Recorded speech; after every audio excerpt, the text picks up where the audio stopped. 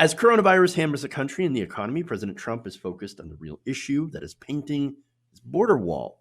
Washington Post is reporting that Trump has ordered contractors to go and paint new and replacement wall and to paint it black, specifically flat black. Why flat black, you ask? It's something that Donald Trump had specifically requested that he do, and he would not be denied. Despite an earlier report that Trump's commanders and border officials had finally talked him out of it, here he is again ordering the government to spend millions of dollars in painting his wall a ridiculous color. Now, painting the wall black is going to cost American taxpayers a minimum of $500 million. Estimates range from $1.2 million per mile for 2 coats of acrylic paint to $4.5 million per mile for military-grade epoxy. That's coating and sealant, to $6.8 million per mile for black powder coating. The reason, of course, he says is if it's black, then it gets hotter and it's harder to climb. Well, look, climbing isn't exactly the issue when it comes to a wall. People have been able to saw their way through those bars with $20 to $30 hand saws. Not only that, people can dig under the wall, as we've discovered many tunnels going under the border. You also have people catapulting drugs over the border. So really, border wall, essentially useless.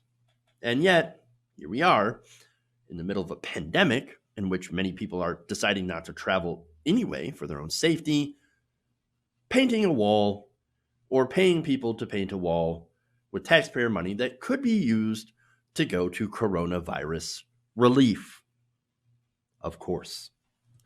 And look, border officials have considered the black paint to be completely unnecessary, costly, and a significant long-term maintenance burden. All of those, of course, could also describe the current resident of 1600 Pennsylvania Avenue. Just saying. That, of course, facts, logic, reason, cost, the current situation, none of that will deter President Trump from completing his vanity project. Because at the end of the day, of course, it's all he has. The economy is in shambles. 70,000 people are dead. 30 million have applied for unemployment. It's all as a result of the pandemic that he ignored.